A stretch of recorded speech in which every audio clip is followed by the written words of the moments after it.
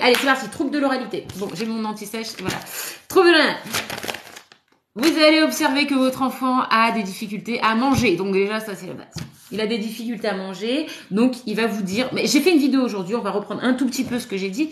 Mais en gros, dans les signes qui doivent vous mettre la puce à l'oreille. Parce que bon, c'est vous qui vivez avec votre enfant. Donc, vous êtes le premier à faire un pré-diagnostic. Sauf si après, vous allez chez le médecin et après, vous pensez à dire ci, à dire ça. Et lui, il doit peut-être suspecter un trouble de l'oralité ou une difficulté quelconque. Mais vous pouvez aussi observer votre enfant. Le trouble de l'oralité, en fait, c'est le fait que l'enfant ait du mal à se nourrir, refuse de manger certains aliments. Et donc, ce que j'ai vu dans la littérature, c'est qu'a priori, il faudrait que ça dure plus de 15 jours.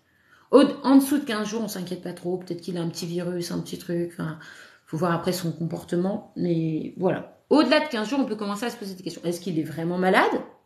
Ça peut être une autre maladie. Hein. Une autre maladie qui fait que t'as plus trop envie de manger tel ou tel aliment, telle ou telle texture, voilà. Donc, de toute façon, il va falloir l'emmener chez le médecin traitant ou chez son pédiatre. Ou voilà. Donc, l'enfant va avoir du mal à s'alimenter. Il voudra, par exemple, il y a certaines textures qu'il n'aimera pas. Souvent, ça va être les morceaux. Ou alors ça peut être des textures, vraiment des textures genre mou, dur, croquant, enfin, des textures qu'il ne voudra absolument, ça le dégoûtera. On voit aussi un dégoût, hein, genre c'est le moment du repas, c'est un calvaire pour lui et du coup pour vous. Alors c'est pas censé être un calvaire. Il va avoir aussi une obsession sur les couleurs. Ok, nickel. Il y a quelqu'un qui me demande c'est quoi un trouble de l'oralité. Nickel, c'est le thème du live. Alors le trouble de l'oralité, c'est quand un enfant de 0 à 4 ans, mais ça peut même aller au-delà de 4 ans, a du mal à s'alimenter. C'est-à-dire que tu vas lui présenter le plat et il sera dégoûté. Mais ce sont pas des caprices. C'est que vraiment, il y a un truc qui ça le dégoûte et tu vois qu'il y a plein d'aliments qu'il refuse de manger. Voilà. Et surtout quand ça dure plus de 15 jours. À partir de là, on peut commencer à se poser des questions. Alors, ça veut pas dire que c'est forcément un trouble de l'oralité, mais ça peut être un trouble de l'oralité. Donc les troubles de l'oralité, je vais tout vous expliquer. Notamment l'un des symptômes, c'est que l'enfant, il va être à table et il reste pas à table. Il vient, il mange, il picore, il s'en va, il revient, il picore. Il repousse un peu ce moment où il va falloir manger. C'est aussi, ça peut être aussi un enfant qui a une obsession sur les couleurs. Il veut manger que des aliments de couleur blanche, par exemple. Ça peut être aussi un enfant qui a un dégoût soit de certains aliments ou de certaines textures.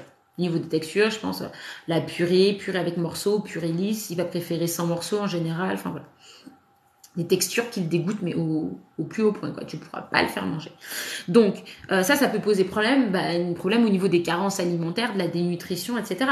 Parce que si l'enfant ne mange plus équilibré, ne mange plus de tout, mais qu'un certain type d'aliments, forcément, soit il va pas manger assez, il va perdre du poids, ou alors il va manger assez, mais ça va être des conneries, des gâteaux ou quoi, ça il accepterait par exemple, mais du coup il sera en carence de vitamines, etc. Donc pas du tout bon pour sa santé, d'accord?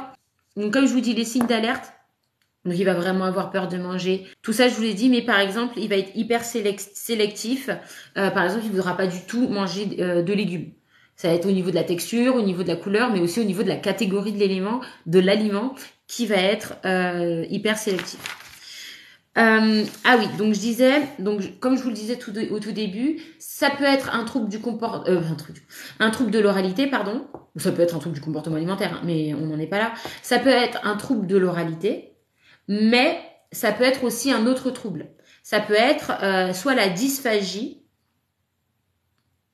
La dysphagie, c'est quand ils vont avaler, il y a une malformation à ce niveau-là, et quand ils vont avaler, ils vont vraiment ressentir une douleur physique. Quand on est sur un trouble de l'oralité, il n'y a pas de douleur physique, c'est plutôt une douleur psychologique, genre un dégoût profond. Mais ça ne fait pas mal en soi. Ça fait mal au cœur, ça fait mal psychologiquement, mais voilà. Là, la dysphagie va vraiment ressentir une douleur physique. D'accord? Mais les signes peuvent ressembler à de la dysphagie. Il peut être agité à table, avoir un certain dégoût pour certains aliments parce que certains aliments vont lui faire plus mal que d'autres, etc. Donc on peut confondre trouble de l'oralité et dysphagie quand on l'observe comme ça. Donc après, il faudra faire des analyses un peu plus poussées. Et il y a aussi les troubles de la déglutition avec une malformation. Je sais plus exactement où. Je suis pas médecin, vous le savez bien. Mais il va y avoir je me suis pas bien renseignée sur ça. On pourra en parler du trouble de la déglutition. Mais en gros, il y a aussi une malformation qui fait que déglutir, c'est le fait d'avaler. Quand tu avales ta salive comme ça, Tu déglutis pour avaler. Donc, eh ben, il va avoir des difficultés à déglutir. Donc, forcément, à avaler les aliments, etc., qui peut rendre le moment de manger très conflictuel. Donc, c'est pas à vous d'essayer de savoir si c'est de la dysphagie, un trouble de la déglutition, un TCA, ou, bon, en général, TCA, c'est à partir de 10-11 ans, mais bref. TCA ou un trouble de l'oralité. Par contre, vous pouvez suspecter un trouble X ou Y. Vous dire, ah, il y a ça, ça, ça, donc il y a peut-être un problème. Mais comme je vous le disais aussi, soit il y a un problème d'ordre de la dysphagie, trouble de l'oralité, soit c'est juste qu'il est malade. Et forcément, quand tu es malade, soit tu as moins faim, soit ceci, soit... Tu peux être aussi un peu perturbé par rapport à ça. Donc dans tous les cas, il y a quelque chose qui va pas, on ne sait pas exactement quoi. On peut suspecter ci ou ça. Dans tous les cas, derrière, c'est au médecin ou aux professionnels de santé de manière générale à poser le diagnostic. Sachant que c'est bien aussi que vous ayez ça en tête. Enfin, là, vous êtes ado, il y en a qui sont ados, etc. Mais s'il y en a qui sont parents, que vous l'ayez un peu en tête, comme ça, vous pouvez peut-être guider le médecin ou le professionnel, parce que vous savez, des fois, ils posent des mauvais diagnostics. Donc, vous pouvez me donner des pistes, et puis après, c'est à lui, il fait son job, tu vois. Mais n'hésitez pas aussi à être force de proposition et pas de faire une confiance aveugle non plus aux professionnels. Moi, je dis à mon médecin généraliste que ma fille, ça fait... moi, je pense qu'elle a des troubles de l'oralité, mais en plus... Et il est en suspicion d'autisme, on en parlera dans le cadre de l'autisme. On observe aussi fréquemment, enfin ça peut apparaître, d'avoir des troubles de l'oralité chez les enfants atteints d'autisme. Ça peut être aussi intéressant de le savoir. Moi, ma fille, ça fait 2-3 mois, je vous en ai déjà parlé en live, qu'elle me fait ses caprices, entre guillemets, par rapport à l'alimentation. Je suspecte un trouble de l'oralité. Donc, le médecin, oh non, c'est rien. Je dis, elle a quand même perdu 1 kilo en une semaine. Hein. Quand tu pèses 14 kilos, 1 kilo, c'est énorme. Mais non, ça m'inquiète pas. Donc, bien évidemment, ça m'inquiète pas. Mais heureusement que je prends les choses en main toute seule. Bref, importe. Donc, c'est pour ça que je vous invite à être force de proposition. Parce qu'ils ont tendance beaucoup aussi à dédramatiser. Trouble de l'oralité, c'est aussi, c'est pas forcément un problème physique. Ça peut être aussi un traumatisme psychologique, etc. Mais contrairement à la dysphagie ou au trouble de la déglutition, il y a vraiment une malformation. Là, c'est pas en principe, c'est pas vraiment une malformation. Donc c'est quelque chose qui est réversible, qui n'est pas irréversible. D'accord. Donc, les professionnels à contacter, si vous avez l'impression d'observer ça, je vais vous les donner. Et je vais vous donner aussi les solutions. Les solutions. Maintenant qu'on sait ce que c'est un trouble de l'oralité, quoi faire pour aider l'enfant à se réconcilier avec les aliments. Ah, il y a quelqu'un qui est... Est-ce que les troubles de l'oralité et troubles de déglutition sont semblables ou apparentés? Je sais pas trop ce que tu entends par là, mais moi, ce que j'expliquais, c'était... Donc déjà, c'est pas la même chose. Trouble de déglutition, c'est vraiment une malformation ici au niveau de la trachée, etc., qui fait que on va avoir du mal à avaler. Le trouble de l'oralité, physiquement, t'as pas de mal, tu peux avaler. C'est juste que tu es dégoûté du truc. Mais tu pourrais le faire, tu pourrais te forcer à avaler. Trouble de déglutition, même en te forçant, il y a un problème, quoi. Donc il y a vraiment un problème physiologique. Par contre, les symptômes, enfin, le comportement de l'enfant est très similaire. C'est-à-dire qu'un enfant qui va avoir un trouble de la déglutition va, face à son assiette et son repas, va se comporter presque de la même façon qu'un enfant qui a un trouble de l'oralité. Tu vois? C'est pour ça qu'on peut confondre. Tu vois, tu vois ce que... Ok, nickel, super. Peur de pas être comprise. Ok, merci. Donc, les professionnels à contacter dans un premier temps, moi, ce que je vous conseille, et après, je vous donne les solutions. Moi, ce que je vous conseille, c'est de contacter plusieurs professionnels. Ne faites pas confiance à un seul professionnel, d'accord? Bon, moi, vous voyez, là, je vous donne des infos. C'est gratos, voilà, je vous donne des infos gratos. Les gars, si vous me donnez de la force sur les réseaux sociaux, je ferai tout gratos. Tout gratos. Tout gratos, les gars. Parce que moi, j'ai pas envie que vous payiez auprès de moi des appels, des machins pour avoir des infos. Si vous pouvez avoir tout gratos, même que je vous appelle gratos, j'en rêve. Mais ça, c'est à condition que j'ai une source de revenus. Il faut que, voilà, si vous me faites réussir sur les réseaux sociaux, moi derrière, je vous fais plus rien payer, les amis. C'est vraiment le but. Hein. Franchement, moi, je veux pas cumuler les trucs forcément. Je suis pas avénale comme ça. Je rêve de pouvoir tout faire gratos. À un moment donné, il faut aussi que je paye des factures. Donc, pour le moment, je peux pas. Mais si un jour, voilà, le compte, grâce à vous, vit et ce matin, vous vous dites, ce qu'elle fait, ça vaut le coup. On partage la page, vous me donnez de la force, vous commentez, vous likez, etc. Là, vous likez cela, vous me donnez de la force, les gars. Et vous aurez tout gratuit. Et oui, je lirai tous les coms gratuits et tout sera gratuit, les gars. Mais à un moment donné, j'accepterai même les haters. On dirait, bon, allez, c'est quand même... C'est le jeu, tu vois, c'est le jeu. Mais là, non, les haters, on les bloque. Bref. Donc, ce que je veux dire, c'est ça, les amis. Moi, je rêve de ça. Mais en tout cas, ce que je veux vous dire, c'est que moi, déjà, je vous donne une piste, des pistes. Je vous donne des outils de réflexion. Donc ça fait déjà une première. Tu vas réussir, ne lâche pas. Merci beaucoup, Macalister. Je me bats. Vous savez très bien que c'est dur. C'est un monde de chacal. c'est dur. Mais Macalister, tu fais aussi partie de la team Aigle. Tous mes abonnés voilà, moi je suis un petit signe tout fragile, je suis très hypersensible, je sais que j'attire aussi beaucoup de gens comme moi. Merci pour les cadeaux, Clara. Et vous autour de moi vous faites bouclier, quoi. C'est ensemble qu'on va réussir. Moi toute seule je me donne, hein, mais derrière j'ai besoin aussi de vous, les amis, et on avance ensemble. J'espère que je vous le rends, quoi. Merci beaucoup, Clara. Merci beaucoup pour ton soutien.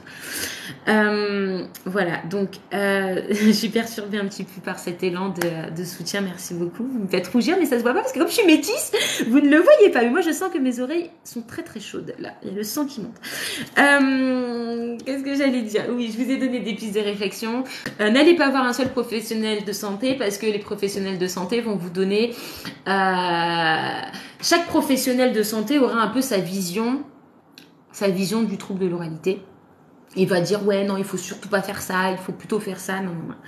Peut-être que tu verras un autre professionnel qui te dira complètement l'inverse, tu vois. Qui a raison, qui a tort? Au final, moi, j'ai envie de vous dire, bon, des fois, il y a des vérités absolues, hein. Donc, il y en a un qui te dit un truc, tu peux dire, bon, lui, c'est un idiot, puisque vraiment, ça a été prouvé que c'est pas ça. Enfin, bref. Mais, des fois, c'est simplement que ce qui va fonctionner sur un enfant ne fonctionnera pas sur l'autre.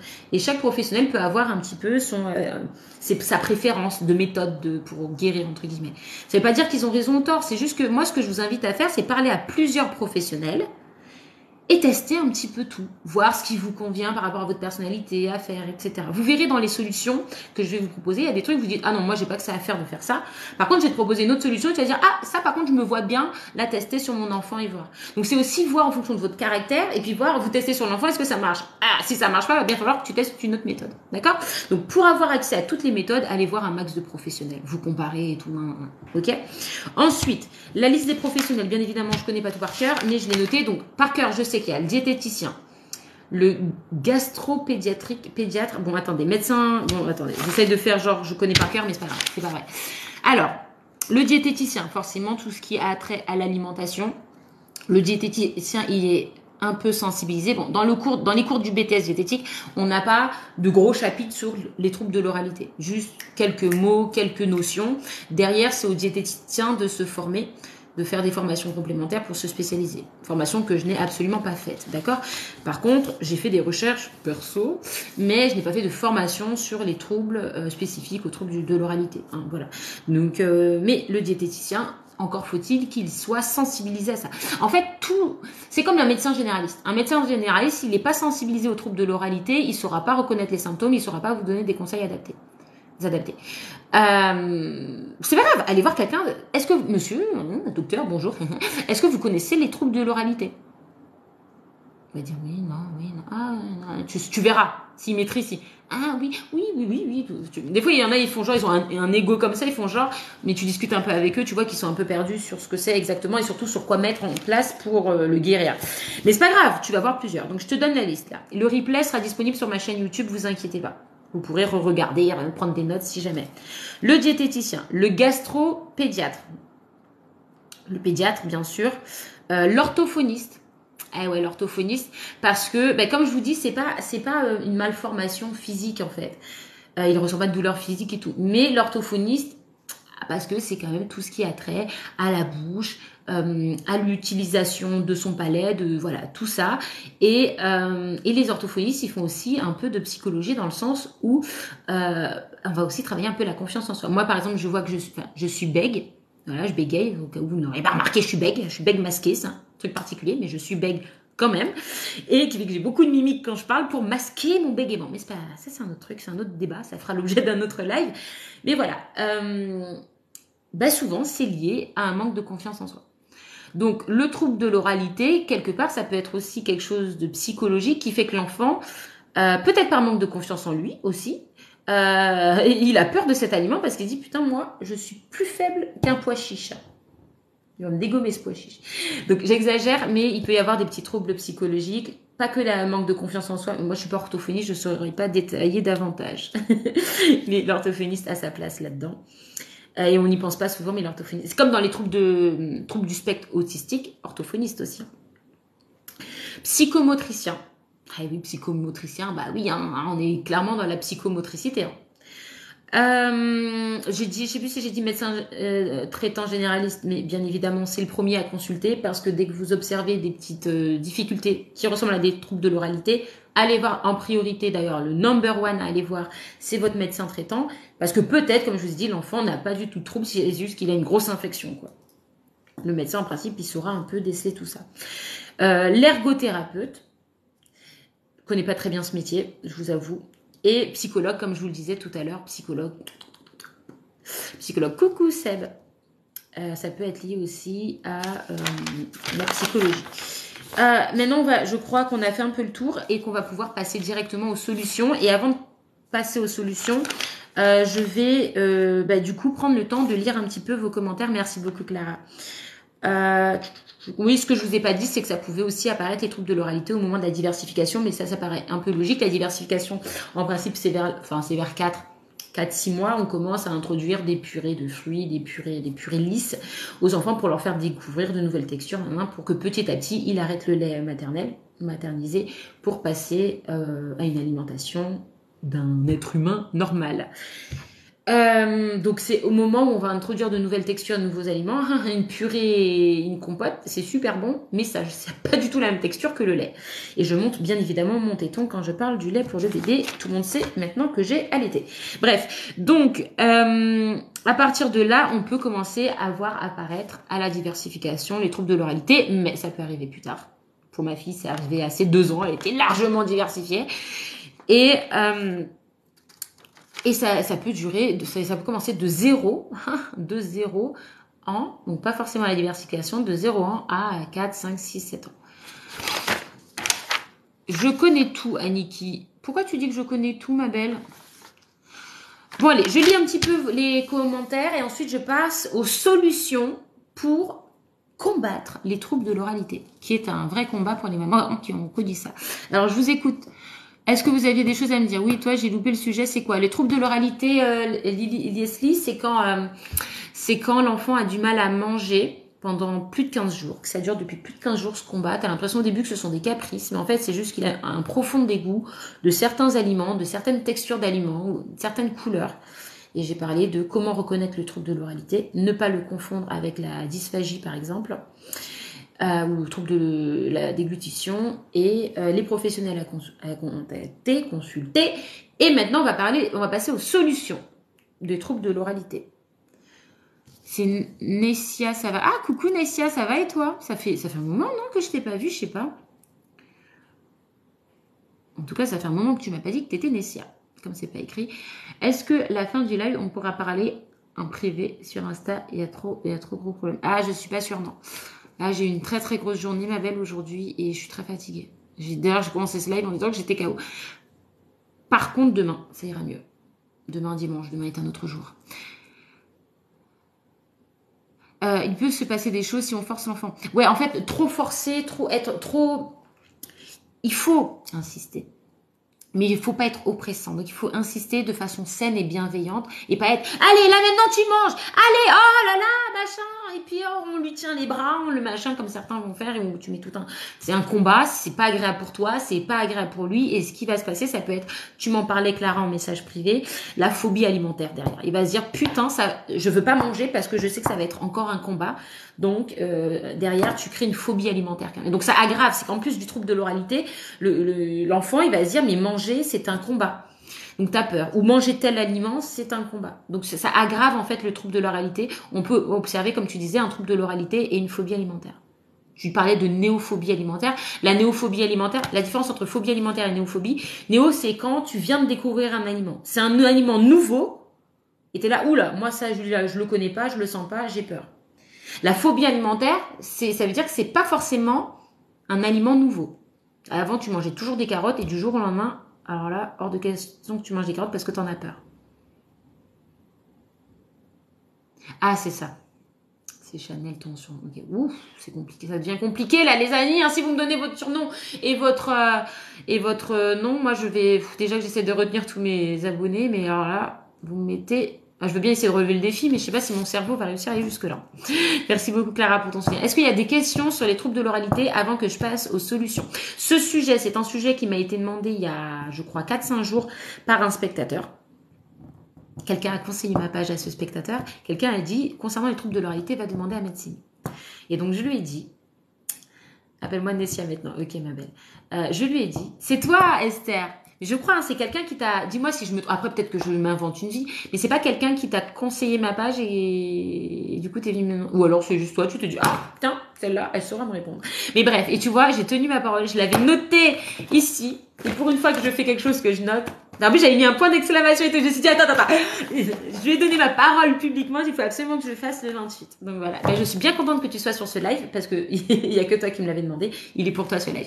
Non, je suis tombée sur toi par hasard. Ok, je m'invente une vie. Non, on va pas dire ça. Ouais, quelqu'un lui a recommandé médecine. Elle est venue. Ça reste entre nous, Esther. Là, les 40 spectateurs, motus et bouche cousue. Non, je plaisante. Mais d'accord. Ok, bah super. Et on va passer aux solutions tout à l'heure. Donc Esther. À partir de maintenant, les modérateurs, Esther est une spectatrice privilégiée, c'est-à-dire que ce live est avant tout pour elle.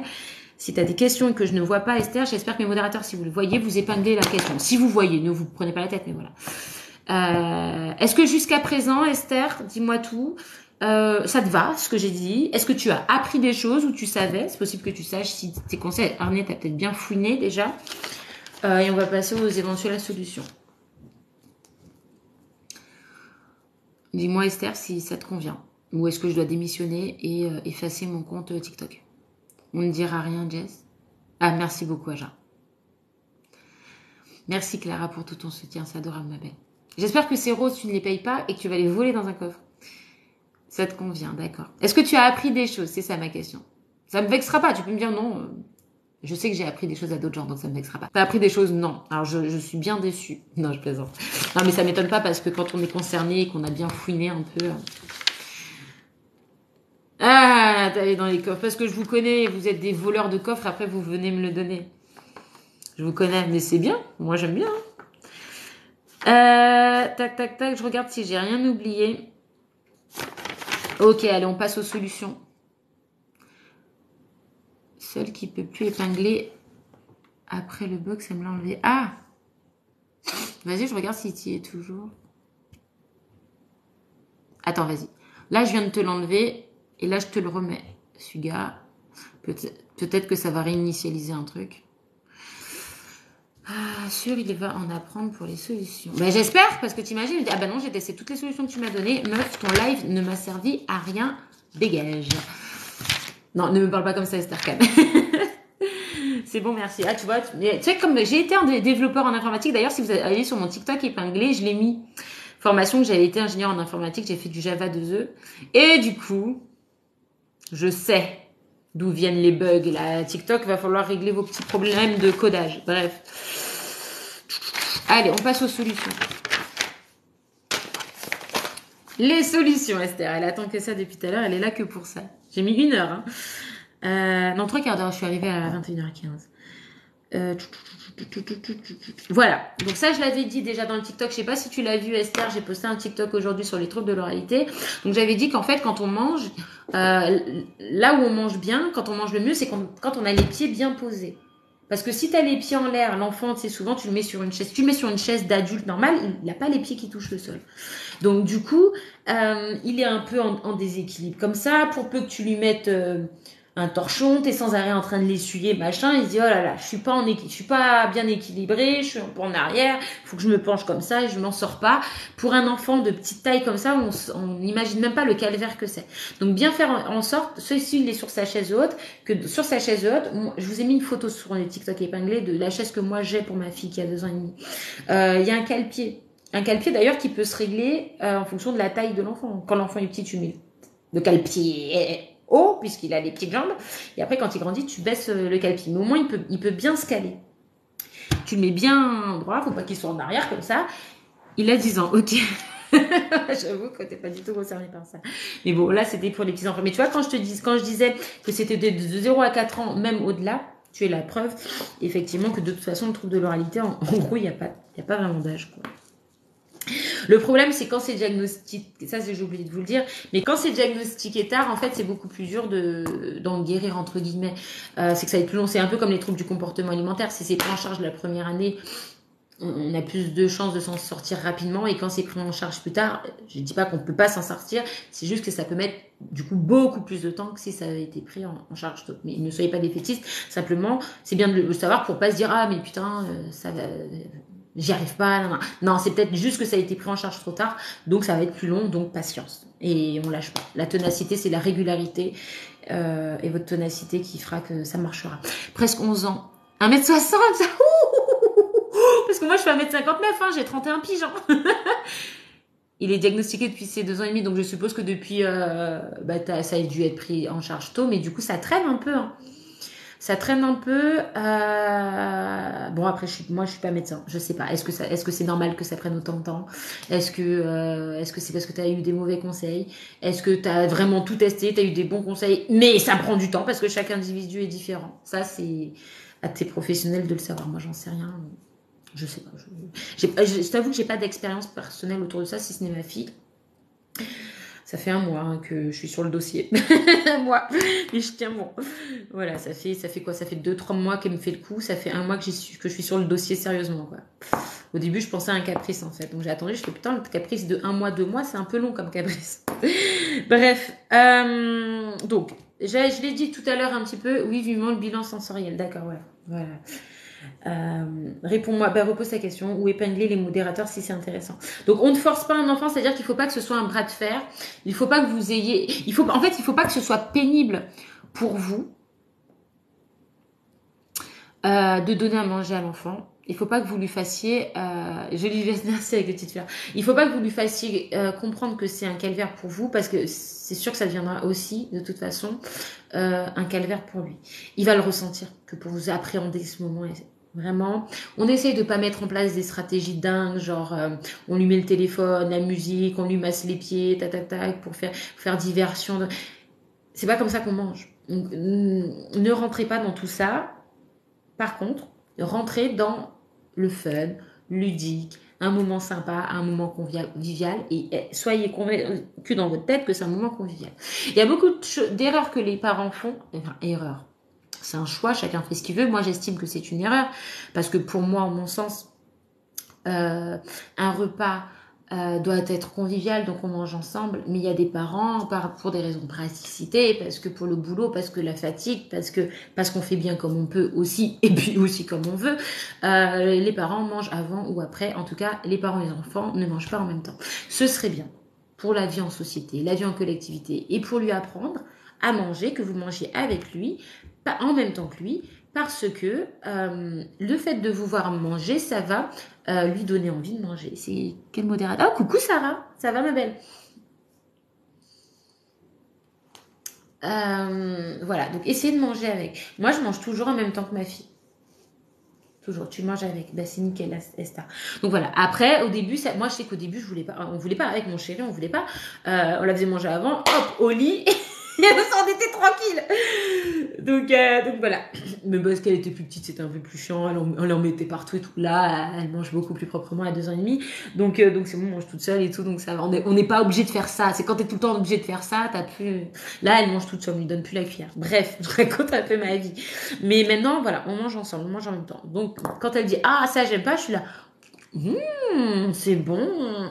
Et manger la même chose du coup. Manger en même temps, ok. Mais manger aussi la même chose. On mange la même chose parce que si toi t'es en train de te taper une bonne pizza et toi lui tu lui donnes une purée de petits pois, poireaux et du poisson alors que tu te tapes un steak frites, ça peut mettre les boules. Donc on mange la même chose, même si tu améliores en scred dans ton assiette, tu mets des petits trucs en plus, tu vois. Mais quand même que l'enfant reconnaisse ce que tu as dans ton assiette, qu'il reconnaisse ce qu'il a dans son assiette. Et ça c'est pas toujours évident. Bon, à 10 ans en principe c'est le cas, mais voilà. Donc déjà ça. Et ensuite, il va falloir tout miser sur le côté ludique.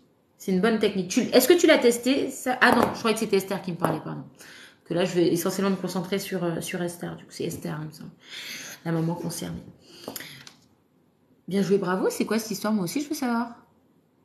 J'ai géré mon oral de stage. Ah, bravo, félicitations, ma belle.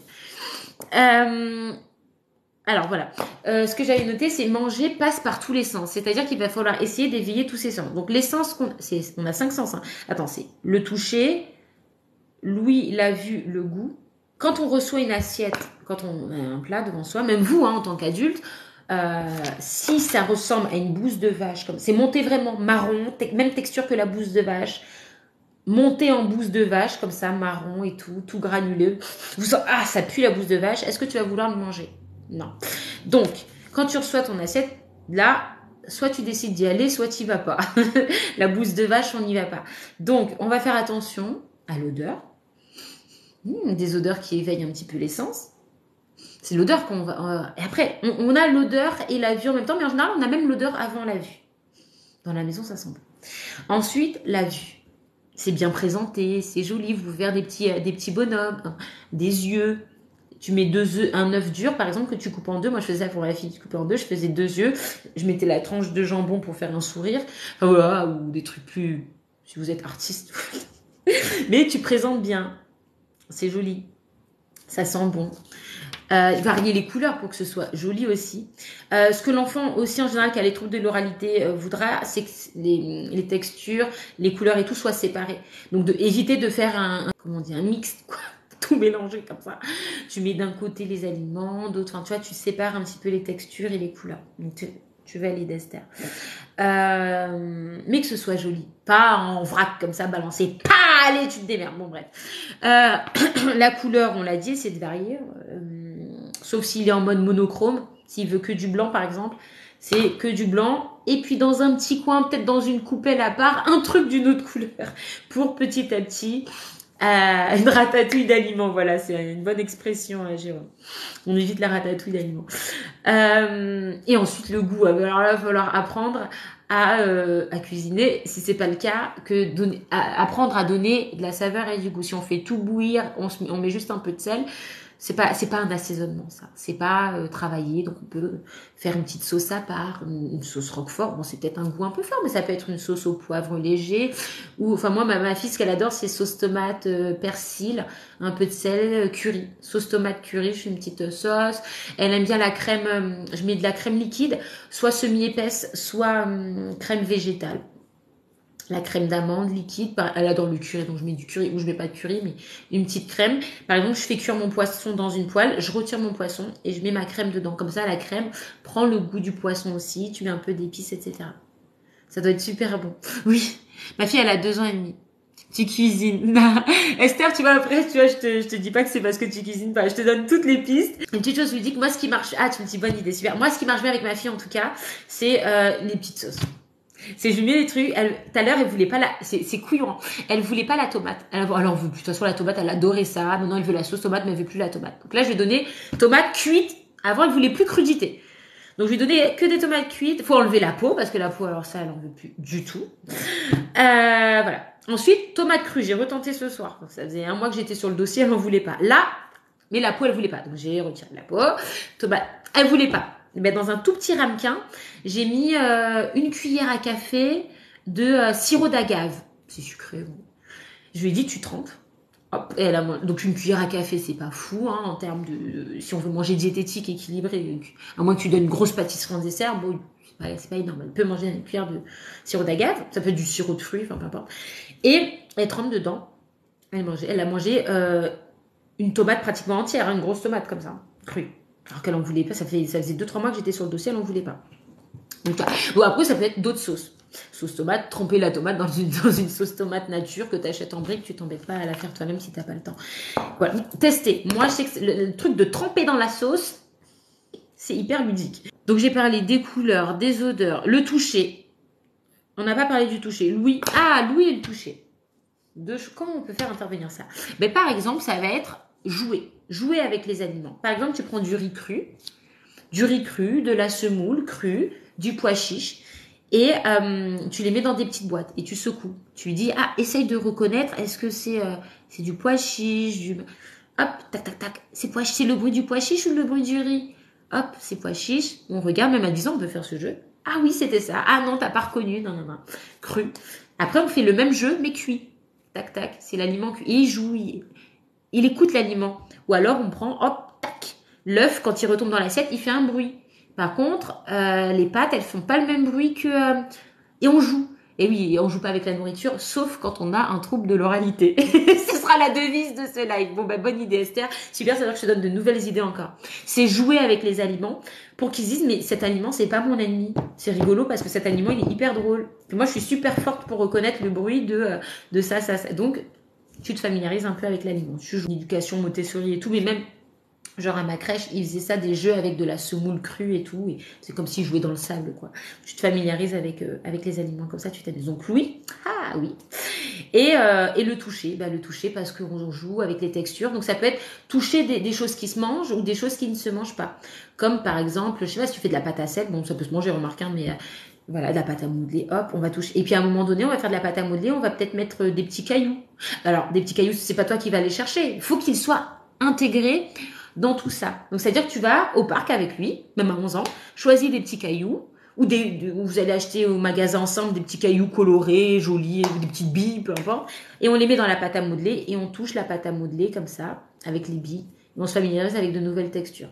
Après, ça peut être de mettre dans de la pâte à sel, ça peut se manger, du coup, farine, eau, sel. Tu prends de la pâte à sel, et tu vas y mettre, je sais pas, des petits morceaux, des pois chiches cuits. Ça fait des textures. Et tu es là, ah, et tu peux le mettre à la bouche. Juste tu mets à la bouche et tu recraches.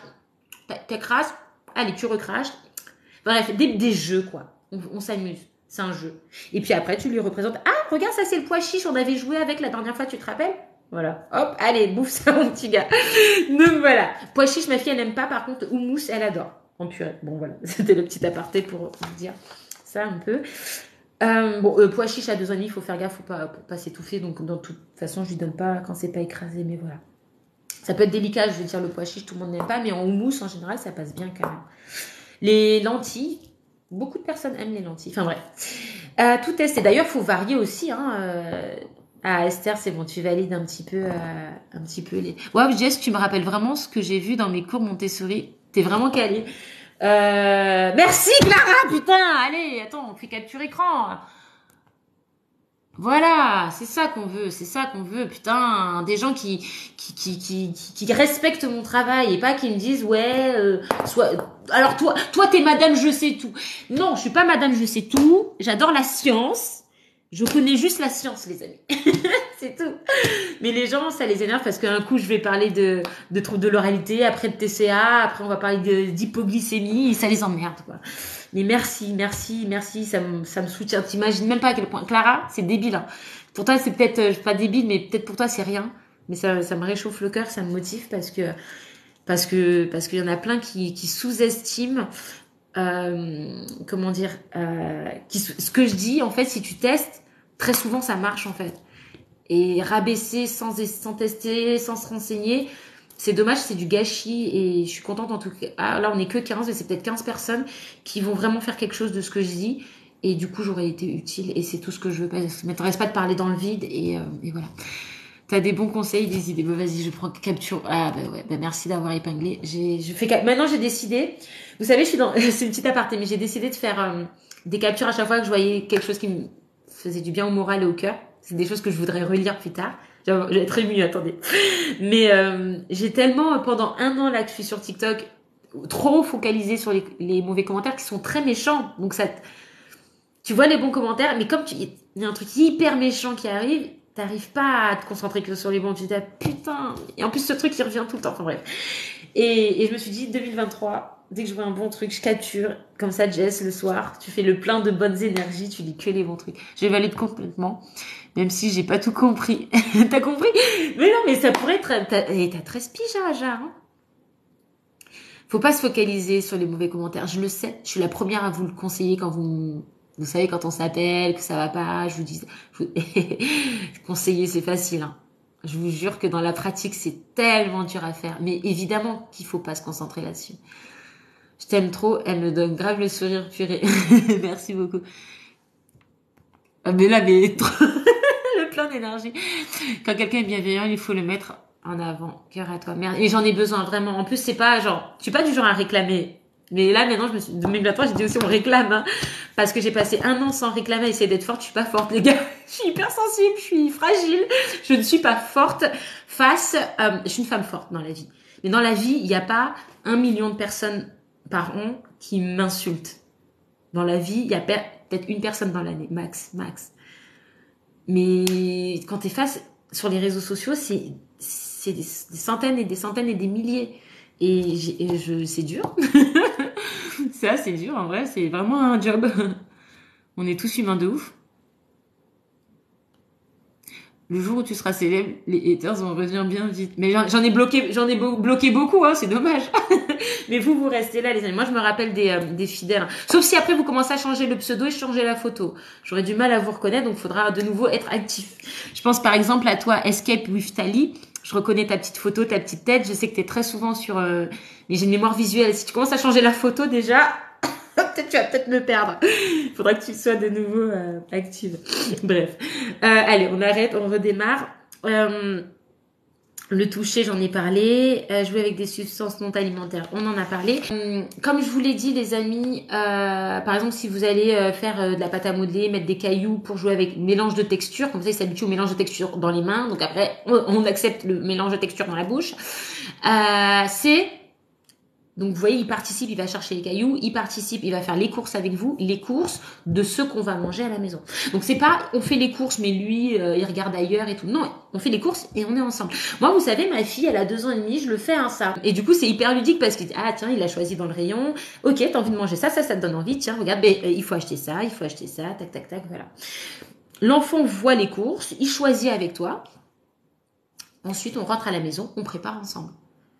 Soit il est debout, je sais pas s'il a une Game... Non, on dit plus Game Boy, pardon. Une Switch, c'est la meuf, la vieille daronne. Une Switch ou quoi, il peut être à côté de toi. Mais il te voit faire, il regarde. Le mieux, c'est qu'il ait pas sa Switch ni son téléphone. Il coupe avec toi, il participe. Ou il te regarde juste. Mais il te regarde faire. T'es là, ah, regarde, là, je vais faire ça, je vais faire suer les oignons, je vais machin. Il voit le truc se faire, bim, dans l'assiette. Et voilà. On a fait les courses ensemble, on l'a préparé ensemble. T'as peut-être goûté, peut-être pendant qu'on préparait. T'es là, tomate cerise. Tiens, tu goûtes avec moi.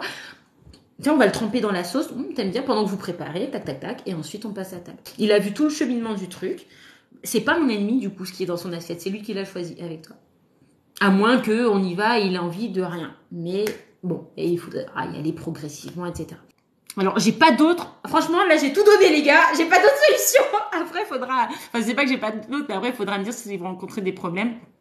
On peut en parler. Le plat industriel, ça dépanne quand même quand on est pressé par le temps. Oui, Jérôme, bien sûr. N'hésitez pas à renvoyer le commentaire si j'ai pas vu. Bien sûr, les plats industriels, j'en achète. La dernière fois en live, j'ai mangé des pommes dauphines. C'est pas moi qui les ai faites maison, c'était surgelé. Hein. Donc c'est industriel, on est d'accord. Si je regarde la liste des ingrédients, je les ai pas regardés. Je préfère pas regarder. Mais bien sûr, ça dépanne. Voilà. Mais il faut avoir conscience dans sa tête que ça doit dépanner. Ça ne doit pas être ton alimentation principale. Principale, j'entends pas. Pour moi, dépanner, c'est 1 fois par semaine, max. Max. À partir du moment où c'est 1 jour sur 2, on n'est plus vraiment sur de l'occasionnel, quoi. Donc, il peut petit à petit y avoir peut-être perturbateur endocrinien, impact sur ta santé, et tu vas développer un cancer à 60 ans et on te dira c'est faux, t'as pas de chance. Peut-être. Donc, voilà. Faire l'occasionnel, oui, je suis la première à... Vous savez, l'air est pollué, micropolluants, les voitures. Le bio qu'on mange n'est pas bio, puisque les pluies, les eaux pluviales, la pluie, elle tombe du ciel, l'atmosphère est polluée, couche d'ozone et compagnie. Ça tombe, la pluie, ça se charge de tous les micropolluants, ça tombe sur les terres bio. Non, le bio n'est jamais 100% bio. Il aurait fallu qu'il y ait une serre. Quoique. Parce qu'après, les eaux s'infiltrent et les eaux ruissellent. Donc, peuvent aussi toucher les terres bio, les eaux polluées. Donc, en fait, même le bio n'est pas totalement bio. Il est meilleur que le non bio, mais il n'est pas bio. Donc, au final, on peut pas non plus... sinon, on est dans l'orthorexie. Vous savez, je vous en ai parlé dans les troubles du comportement, à vouloir faire trop parfait. La réalité de la vie, c'est que c'est pas parfait. Notre corps, il est aussi un petit peu en train de s'adapter à ce milieu imparfait. Laissez-vous aussi un peu vivre, quoi. C'est juste limiter la casse. Tu vois, vaut mieux prévenir que guérir, des choses comme ça. Bon, faites au mieux. Moi, j'aime bien aussi l'industriel, hein, personnellement, j'en consomme. Attention aux pizzas surgelées, je me suis brûlée. Ouais, pizza surgelée, moi, ce que j'adore, c'est acheter les pizzas surgelées et je rajoute chorizo, fromage, des tomates cerises. Parce qu'il n'y a jamais assez de garniture, on est d'accord ou pas, les gars, franchement. Je pense que la cuisine en trompe-l'œil, ça peut... Ben, je sais pas, moi, je suis pas trop pour la cuisine en trompe-l'œil parce que c'est un petit peu... essayer d'embobiner. Tu sais, essayer d'embobiner l'enfant. Moi, je suis pas pour ça. Il y en a qui disent, ouais, voilà, votre enfant a du mal à manger des légumes. Cacher les légumes dans la pâte à pizza ou quoi. Moi, je fais pas ça. Moi, ma fille, ah oui, je vous ai pas dit, alors faut que je vous dise. Ma fille, elle avait du mal à manger, alors qu'elle adorait les brocolis, elle avait du mal à manger des brocolis. J'ai fait une quiche au brocoli. Je l'ai faite devant vous, en plus, je crois en live. J'ai fait une quiche, j'ai coupé les brocolis en petits morceaux et j'ai mis dans l'appareil de la quiche. Vous savez, après, ça a figé dans la quiche. Par contre, quand je lui ai donné la part de quiche, je lui ai dit, regarde, là, il y a du brocoli. Mais goûte, tu verras, c'est bon, ça a le goût d'une quiche. Et moi, je lui dis, il y a des brocolis. C'est pas, je le cache, je lui mets en fouine. Elle mange le brocoli, elle sait pas qu'elle le mange. Moi, je suis plutôt pour qu'elle conscientise le fait qu'elle mange le brocoli, qu'elle l'aime sous cette forme, C'est plutôt ce que je vais prôner. Je suppose que chaque professionnel ou chaque maman, parce que je parle aussi en tant que mère, a sa façon d'élever. Moi, j'aime pas mentir, entre guillemets. C'est comme si tu mentais un peu, mais je trouve que ça résout pas le problème, que ça ne réconcilie pas l'enfant avec le brocoli. Juste, c'est meilleur pour sa santé. Pour moi, le trompe-l'œil, c'est bien, c'est ça. L'enfant veut plus s'alimenter du tout. À un moment donné, il y a une urgence vitale parce qu'il faut qu'il mange des vitamines, des fibres et tout. Trompe-l'œil. Là, c'est une solution de facilité. Ok, il faut pour sa santé. Maintenant, ça résout pas le problème de fond que s'il savait qu'il y avait des brocolis, il l'aurait pas mangé. Et à un moment donné, il faut qu'il le sache et qu'il accepte de le manger. Vous voyez ce que je veux dire? Donc, il y a la situation d'urgence et derrière, s'attaquer au vrai problème de fond. Et ça résout pas le problème de fond, le trompe-l'œil. Je ne sais pas répondre en 30 secondes à une question. Il faut que je développe pour être sûr que tout le monde comprenne. C'est un truc de fou, ça. J'espère que je vous fais pas trop chier, les amis. Oui, voilà. Tu dis les smoothies avec les épinards. Mais du coup, si tu ne dis pas à l'enfant qu'il y a des épinards, tu es en train de l'embobiner. Par contre, c'est bien pour lui faire manger des épinards. Attention, cependant, là, on est sur le point diététique. Quand on mixe des légumes ou des fruits, on détruit beaucoup de fibres. Ce qui est intéressant dans le fait de manger des légumes et des fruits, mais des légumes, c'est que ça va être un apport en minéraux, de l'eau, voilà, de l'hydratation, mais surtout des vitamines, mais surtout des fibres, très important pour la digestion, la régulation de la glycémie, et j'en passe. Donc, de mixer des légumes et des fruits fait qu'on va perdre en fibres. Donc les fibres, à un moment donné, il va falloir que tu lui donnes parce qu'on a besoin de 30 grammes, quand on est adulte, hein, on a besoin de 30 grammes de fibres par jour. Enfant, je sais plus, il faudrait que je regarde mes notes. Mais adulte, c'est 30 grammes de fibres. 30 grammes de fibres ne veut pas dire 30 grammes de légumes, hein, mais 30 grammes de fibres. 30 grammes de fibres, on les trouve par exemple si tu manges à peu près 400 grammes de légumes par jour, plus 1 ou 2 fruits. À peu près, tu as à peu près tes 30 grammes, à peu près. D'accord? Ni vu ni connu, je t'embrouille, c'est ça. Merci pour les conseils, je vais essayer, merci. De rien, Esther. Je mettrai le replay de ce live sur ma chaîne YouTube. En général, je fais un plan sur YouTube. Quand tu vas sur ma vidéo YouTube, en général, du coup, ce sont des grosses vidéos, tu vas dans, je sais plus comment tu cliques, mais en gros, tu cliques dans la description, pour faire apparaître le texte que j'écris sous la vidéo. Et je fais un plan qui fait qu'après, tu as juste à cliquer sur les minutes. Je mettrai le titre. Par exemple, je mettrai à 0,01 seconde, qui sera surligné en bleu. Tu auras juste à cliquer sur 0,02 secondes. Je mets 2 points et je dis, par exemple, définition du trouble de l'oralité, solution, Tu pourras directement cliquer sur la partie qui t'intéresse. Tu vas me suivre sur YouTube. Merci pour la force.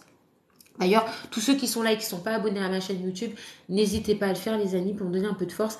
Et c'est ce que je rêve de faire. C'est vraiment genre, aider les autres, c'est ce que je rêve de faire. Je le fais à côté, c'est ce que je fais. Mais je me suis prise de passion pour les vidéos, discuter avec vous en live. Parce que, en fait, ce que j'aime sur les réseaux sociaux, c'est que tu peux aider beaucoup plus de monde. Alors que dans la vraie vie, tu peux aider une personne en face à face. Dans la vie, tu parles à 10 personnes.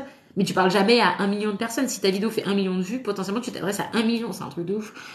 YouTube, je regarde pas trop, mais je vais m'abonner pour toi. Je fais un effort. Oui, abonnez-vous, même si vous regardez pas. Bon, le top, ce serait de regarder pour... parce qu'en fait, je vous explique, pour toucher la rémunération YouTube, il faut avoir 1000 abonnés, mais aussi cumuler, mais c'est un truc de dingue. J'ai su moi, cumuler 4000 heures de visionnage. Ça veut dire qu'il faut que, au cours de l'année écoulée, les gens aient regardé 4000 heures. Les gens soient restés 4000 heures sur ma chaîne. Au cumulé. Donc, si je fais une vidéo de 1 heure, il faut qu'il y ait 4000 personnes qui aient regardé ma vidéo de 1 heure. Pour le moment, pour vous dire, je suis à 1800 heures de visionnage. Vous ne regardez pas assez mes vidéos, je suis pas encore en 4000. Donc, il me faut 1000 abonnés plus 4000 heures de visionnage. Ah, je me bats, les gars, je me bats, mais c'est dur. C'est dur de les atteindre. Mais voilà, si vous pouvez déjà faire monter mes abonnés, j'aurai les 1000 abonnés. Maintenant, il faut que je travaille dur pour que les gens regardent les vidéos. Mais voilà, si de temps en temps, vous les regardez, ou si vous n'utilisez pas votre téléphone, vous mettez une vidéo à moi qui dure 1 heure, vous la mettez dans un coin, vous coupez le son, vous partez, vous me faites une vue. Non, mais voilà, en gros, c'est ce qu'il faudrait faire. Mais voilà, bref. C'est juste pour vous dire que j'y suis loin encore, mais si j'arrive à débloquer YouTube, j'aurai TikTok et YouTube et je pourrais vraiment réaliser mon rêve. Là, pour le coup, c'est un rêve pour moi. T'es mignonne, continue, merci beaucoup. Merci beaucoup. Tu peux compter sur moi. Je vais aller sur YouTube. C'est gentil, c'est adorable. Les horaires de restauration, j'ai connu. C'est dur, hein. C'est dur. Vous savez, moi, j'ai fait après j'ai fait restauration rapide. J'étais étudiante, hein, j'étais en galère de thunes. C'était quand j'étais en licence, donc j'avais quel âge en licence? J'avais 20 ans, je crois, un truc comme ça. Et j'ai travaillé à McDo. Et en fait, c'était l'année en licence, genre entre la licence et le master, j'avais 4 mois de vacances. Trop bien, tu vois. Je me suis dit, bah nickel, je vais travailler les 4 mois. Comme ça, je vais me faire 4 SMIC. Bon, en fait, c'est une arnaque parce que c'est pas des contrats de 35 heures, c'était des contrats de 26 heures. Donc, en fait, tu touchais pas 1000, à l'époque, le SMIC, il était à 1200, tu touchais pas 1200, tu touchais 800 balles. Mais bref, c'est pas grave, je vais faire 4 mois et 800 balles. Comme ça me fera 3200 euros sur mon compte que je pourrais un petit peu utiliser pendant mon année étudiante. Ah ben, tu parles, la première semaine, j'ai posé ma démission à McDo. J'appelle ma mère, je fais non mais là c'est pas possible, il y a des bruits d'image, ça fait bip bip bip bip bip. Je rentre chez moi, je me couche, j'entends bip bip bip bip bip chez moi dans mon lit. C'est speed, c'est sale, t'as des chaussures de sécurité, elles sont crades, elles sont humides, ça pue, les chiottes, faut les nettoyer. Ah bah y a rien, j'aimais pas. Vraiment, je pense, je sais pas qui aime, mais bref, moi j'ai pas du tout aimé McDo et pourtant je suis pas du genre à être chochotte. J'ai été poissonnière à Carrefour quand même. Je travaillais à temps plein, j'étais la poissonnière référente. Et ben c'était dur, fallait casser la glace à un moment donné avec la grosse pelle. Bref, c'était dur, mais j'ai pas abandonné. Mais McDo, c'est pire que tout. Et la restauration de manière générale, je veux bien vous croire que c'est... Ah, je pourrais pas. J'ai fait nounou, c'est dur, hein. Mais j'ai préféré à la restauration. Non, je pense que le plus dur que j'ai fait vraiment, je veux dire sur le plan physique, c'était poissonnière. Parce que c'est pas juste t'es là, tu vends tes petits poissons, c'est que après il faut mettre les petits poissons après dans des bacs, remballer et les mettre au frais. Et après il fallait casser la glace parce que le poisson il est sur la glace, mais la glace elle vient pas là toute seule. Il faut mettre la glace. C'est long. Et après il faut la péter parce qu'après toute la journée en fait elle commence à fondre et ça fait des gros blocs très durs. Et après il faut y aller comme ça à la pelle, faut péter, tu soulèves, c'est hyper lourd. Oh là là, ça c'était vraiment pénible. Mais tu vois j'ai pas abandonné et franchement. Tu vois, et puis c'était beaucoup mieux payé que McDo pour le coup. À la fin du mois, à 1300 balles. Quand t'es étudiant, t'as un petit 1300 balles, t'es trop content. Coucou, Anne-Logine. J'espère que tu vas bien. Je t'appelle par ton pseudo. Je serais capable de me couper la main. Poissonnière non, mais après, avec la pelle, c'est une pelle en plastique, donc tu peux pas te faire mal.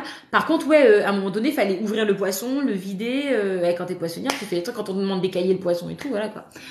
Et pas oublier la douche en fin de journée. Parce que l'odeur... Bah franchement, non, ça je pense c'est un préjugé. Moi en tout cas, je puais pas. Mais je me douchais quand même, mais voilà. Tu as sorti un bon cadre pour changer. En fait, ça c'est mon cadre officiel. Genre... Là, c'était une émission spéciale. Bon, là, on arrive à la fin du live. Donc, du coup, tu vas m'entendre raconter ma vie, des conneries, répondre à mes abonnés. Mais pendant 1h30, en fait, je parlais des troubles de l'oralité. La difficulté des enfants à manger, à avoir vraiment une phobie alimentaire, enfin, la peur et le dégoût de certains aliments. On a développé ça pendant 1h30, les solutions, les professionnels à voir et tout. Et quand je fais une émission à thème, ou que je développe, je vous accueille dans un beau cadre. Voilà. Tu sais tout. Sinon, c'est des lives à l'arrache, comme ça, dans mon canapé. Voilà. Bref. Il y avait une machine à laver la dernière fois. C'est possible, oui. Je le fais un peu n'importe où sinon. Quand ce sont des fois c'est des, en fait je les appelle les live blabla où j'ai pas de thème particulier. Tu gagnais des hamburgers gratuits à McDo. Non, en fait c'était, enfin hamburgers gratuits. C'était des points à l'époque. Enfin moi je l'ai fait, c'était en 2000, de mémoire c'était 2012-2013, quelque chose comme ça. Et en gros je crois qu'on avait 6-7 points. Et par exemple le Big Mac il valait 1 point. Les gros sandwichs il valait 2-3 points. Et en fait t'avais droit à un repas par jour travaillé, un repas offert, mais c'était des points. Il fallait que tu restes dans ton quota. Donc tu pouvais te faire un menu avec tes points, quoi. Mais voilà. Voilà, c'était très intéressant. Ben, merci beaucoup. Et j'ai vu que les mamans qui étaient concernées par le trouble de l'oralité chez leurs enfants m'ont dit des fois que j'avais donné des bonnes idées de solutions. Donc je suis contente parce qu'au moins vous n'avez pas assisté à ce live pour rien. Et maintenant, votre mission à vous, c'est de tester et de revenir me dire si ça marchait ou pas. En général, je ne vais pas vous spoiler, mais en général, on revient me dire merci Jess, ça a marché. Mais ça peut arriver, vous me disiez, bah non, ça n'a pas marché, ça. Mais vous inquiétez pas, si ça n'a pas marché, n'hésitez pas à revenir me le dire. Et en général, je trouve toujours d'autres solutions. J'ai toujours mille et une, genre pour moi, genre à chaque problème, sa solution. Et je suis capable de te trouver absolument toutes les solutions jusqu'à ce qu'on trouve le truc qui marche.